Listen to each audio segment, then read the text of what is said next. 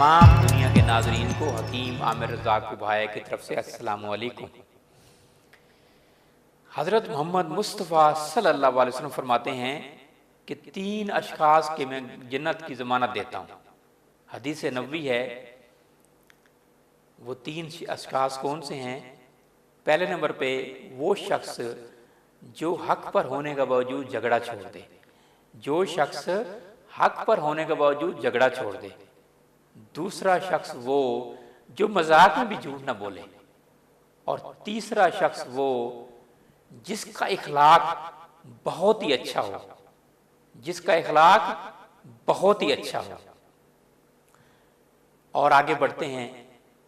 इस खूबसूरत हदीस नबवी सल्लल्लाहु अलैहि वसल्लम से बात हमने शुरू की। आज का मौजू है कैंसर की ओर। कैंसर की ओर, कैंसर के अमराज से आप कैसे बच सकते हैं और कैंसर से बचाव के लिए कौन सा फूड है जो बहुत ही मुफीद है।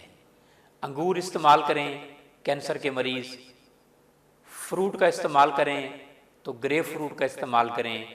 अखरोट का इस्तेमाल करें, अखरोट के तेल का इस्तेमाल करें।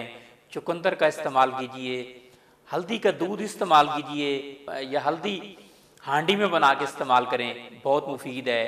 ऊँटनी का दूध बहुत मुफीद है जिसे कैमल मिल्क कहते हैं। कड़वे बादाम जो है बहुत मुफीद हैं। रोगन बादाम बहुत मुफीद है।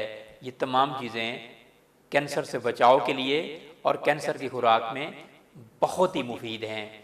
छिलके वाली दालें इस्तेमाल करें, छिलके वाली सब्जियां इस्तेमाल करें।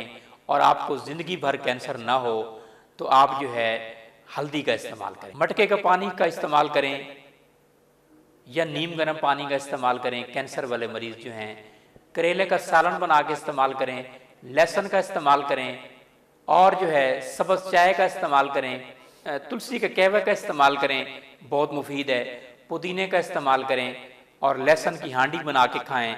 अदरक का सालन बना के इस्तेमाल करें तो बहुत ही मुफीद है।